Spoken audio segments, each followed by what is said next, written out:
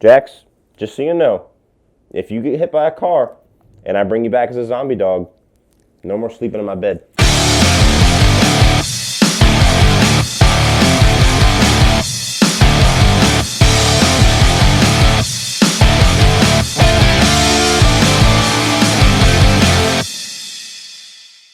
Pet Sematary tells the story of a young family that moves into a new house in Maine alongside a really dangerous highway, and as this highway starts to chip away at this family, the lead character Lewis finds out that somewhere in the distance of his new property there's an Indian burial ground that has the power to reanimate the dead. Alright people, well, continuing on my little Stephen King venture leading up to his new release of Stephen King's It coming out in September, which I'm very excited for, we're going to talk about another one of my favorite Stephen King adaptations. And this is one of my favorite horror movies of all time, and it's honestly what I consider the scariest of all of the Stephen King adaptations. You know, I grew up watching horror movies. I grew up with Freddy, I grew up with Jason and Michael and Chucky and all that in between.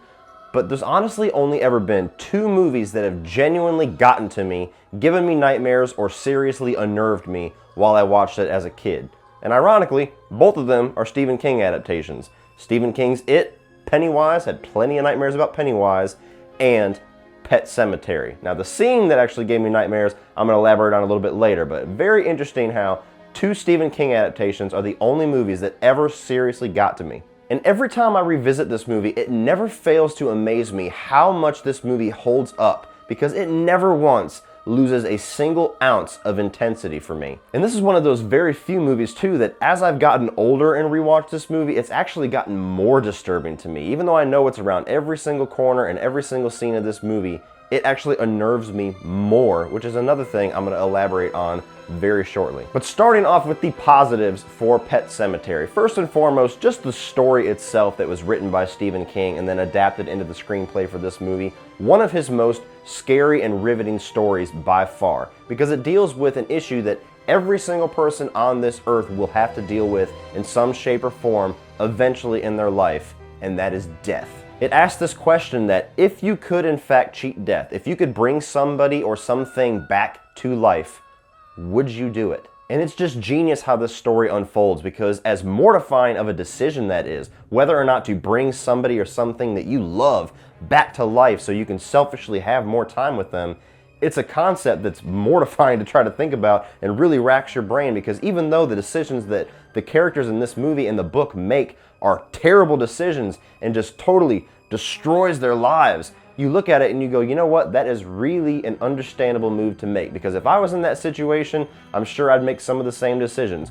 All of us would. It's easy to look on the outside looking in and saying, I would never do that. But if you were put in that situation where somebody you absolutely love, or something that you absolutely love is gone, and you have the opportunity to get them back, more times than not, people are going to make that mortifying decision. Now, as I was speaking about how this movie kind of grows even more disturbing throughout the years when I watch it, as a father now, especially a father of an infant, I have a 10-month-old daughter, this movie is terrifying to me whenever it gets to the stuff surrounding Gage's death, because the thought and the concept of losing your child, regardless how old they are, is horrifying enough. Don't let him go on the road, Lewis! Get him, Lewis! Get the baby! Get the baby! But adding on top of that, and knowing that you could in fact bring that child back to life with horrifying consequences, is just a concept it's deeply disturbing to me. And it's something that honestly, when I watch this movie now, it used to never bother me when I was a kid because I realized it was all fiction. Now it is so real that it's hard to watch that section of the movie. There are literally scenes in this movie now that it's difficult for me to continue watching. It's almost like I need to look away, or I need to look at my phone and pretend I'm occupied with something else. I mean, of course, Gage's death is bad. I mean, that's horrifying enough to watch, but as a father, it's even worse because you put yourself in that situation. The scene especially that kills me now is whenever Lewis actually digs up Gage's body and he holds it and just nurtures it in the cold, dark, in the wind, and just sits there and rocks him. That's so unnerving to me now that I watch that. And then when all is said and done in the third act of the movie, when the climax is in full gear, the method in which Lewis has to stop the evil, in which he has to stop his own son that has returned from the dead, disturbing on a level that it reaches a point inside of me whenever I look at that scene and I put myself in that situation, which is impossible not to do when you watch this now. It's a place that I don't want to go to. So it's disturbing on a level that makes me uncomfortable to watch. And that is an emotion that I do not get from hardly any movie in existence. But Pet Sematary is one of those movies now. Moving on from the story, this movie was directed by Mary Lambert, who perfectly adapted that story and brought it to life on screen, and I don't see anybody doing a better job with this source material than Mary Lambert did. Unfortunately, she didn't really go on to do much. The only real credits that she has that I recognize is the horrible sequel Pet Sematary 2 and Halloween Town 2 Calabar's Revenge, which is kind of an important movie to me. I grew up in the whole Disney Channel era, but very strange that a movie this classic and this hailed and loved by horror fans, and the woman just really didn't go anywhere. She didn't have any kind of a career after this. She didn't go on to direct more horror movies that we all know and love. This is pretty much what she's known for. And everything surrounding the way that she directed this movie is just flawless for a horror movie, and flawless for hitting those spots that this movie wants to hit you in. Scaring you, disturbing you, unnerving you, a lot of creepy, eerie camera work throughout the entire movie, and a lot of really great sound design that chills you to your bone, especially surrounding like modulating characters' voices like Pascal. Certain voices, and including one character, which again, I'm gonna elaborate on later, the one that scared the shit out of me.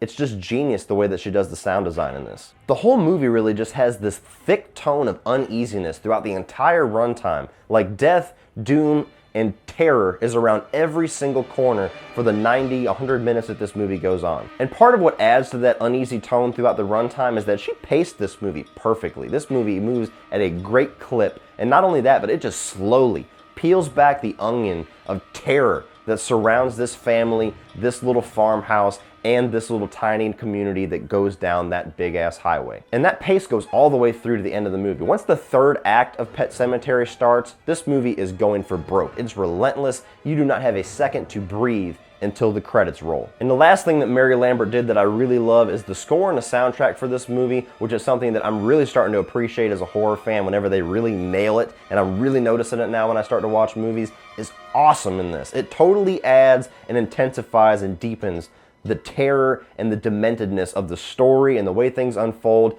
Totally adds to everything in the movie, and that is a score's job when it does its job well.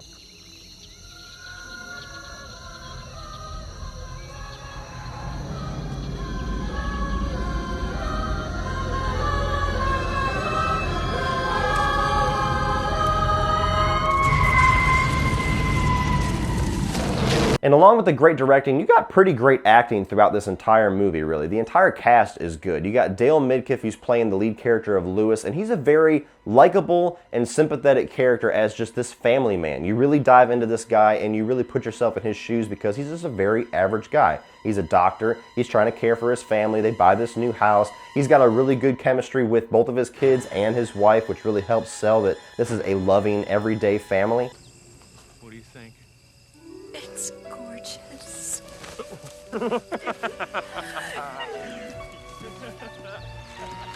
And above all, he really delivers in the grief-stricken aspect of his character that really kicks in the second act through the third act. This is the place where the dead speak. I want to wake up. I want to wake up, that's all. Don't go on, Doc. No matter how much you may feel you have to, do not go on to the place where the dead walk. Probably my favorite character in the movie, honestly, is Fred Gwynne, his character of Judd. Everybody always talks about the accent, like, damn road. But that just shows what a great actor Fred Gwynne is, because he just nails that main accent that this movie is set in. Mr. Crandall, there's a path over there. Do you know where it goes? Oh. Yeah, that's a good story. A good walk. I'll take you up there sometime. Tell you the story, too.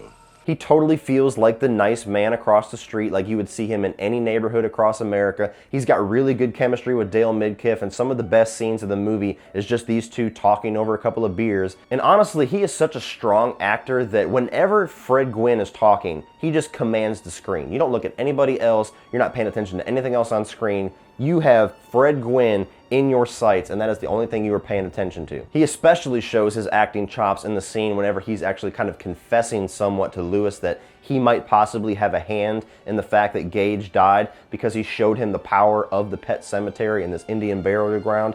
one of the best scenes you're going to see in Fred Gwynne's career. Telling me that place knew Gage was going to die. I'm saying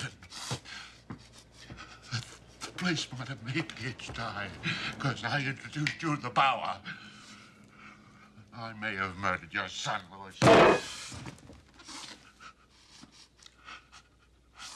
And of course, I'm going to talk a little bit about Miko Hughes. I talked about him a little bit in New Nightmare. This kid was really good back in the 90s, and he's kind of a horror icon in his own right, honestly, because he did great in New Nightmare. He really kills it in this, and he gave tons of people nightmares, even though he was practically like 2 years old doing all this acting. And he just nails that character of Gage. He's cute as hell, and he is so adorable whenever he is a little kid and he's alive, and he is terrifying and demented and just riveting whenever he comes back from the dead and suddenly he's the monster that has to be stopped in the third act. I'm not going to get into spoilers because I do want you guys to see this if you have not seen it, which, why have you not seen this? But this movie honestly has one of the most stomach-churning endings of any horror movie I can think of. The whole third act really is gut-wrenching, but the very last scene just totally grips you by the stomach and you almost feel sick when you walk away from this movie because of how things unfold. And that is a great way to end a horror movie. Oh, and I told you I can't talk to you right now. All right, just Daddy. Will you come over and play with me?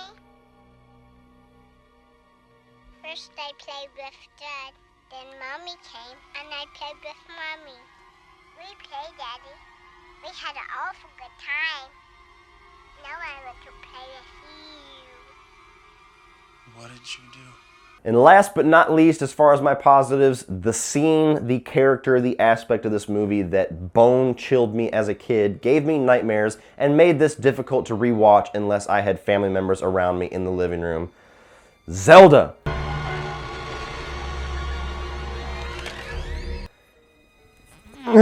Rachel!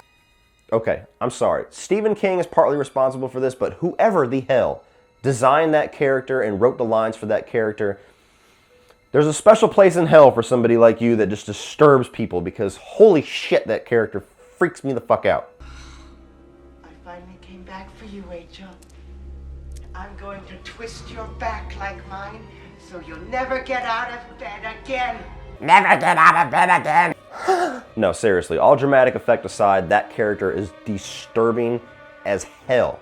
She has no place in the main storyline of this movie. It's just kind of like this side story, backstory, little tail end that has to do with the mom of this family. But those scenes, that character, that voice work, that actor, that makeup, that design, everything surrounding that character, Zelda, is the thing that nightmares are made of, literally.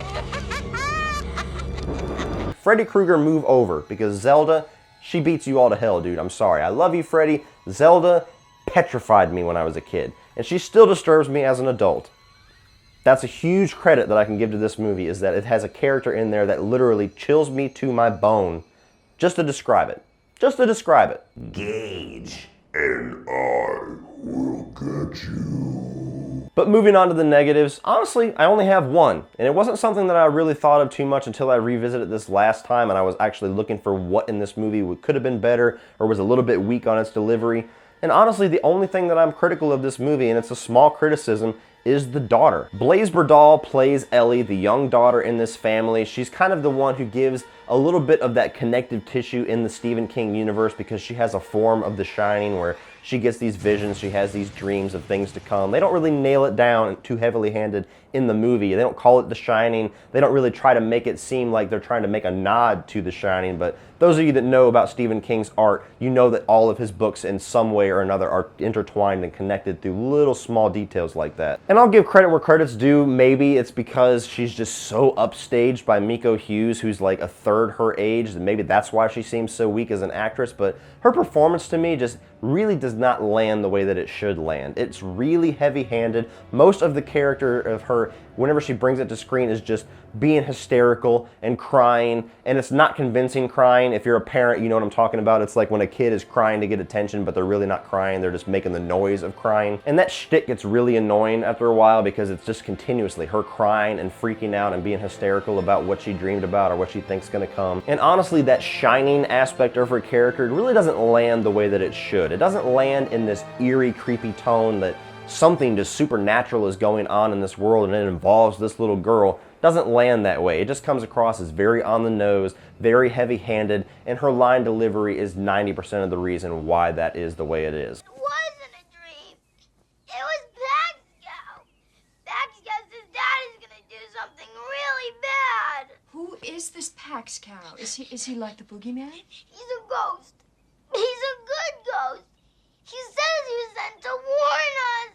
But that's it. That's the only thing about this movie I could improve on if I was going to be the director and redo everything, which I would never do because this movie is awesome. So Pet Sematary, like I said, one of my favorite horror movies of all time, one of my favorite movies of all time, and absolutely what I consider the scariest of the Stephen King adaptations. Totally disturbing storyline that really hits home with me or anybody that's a parent especially. Really creepy dialogue, really great artwork as far as like the camera work and the sound design and the score, awesome directing, and everything about this movie regarding the performances, top notch. So I cannot recommend this movie enough. If you are a fan of Stephen King adaptations, if you are a fan of horror movies, or if you just want to have the living shit scared out of you by a character named Zelda, absolutely go out and buy it.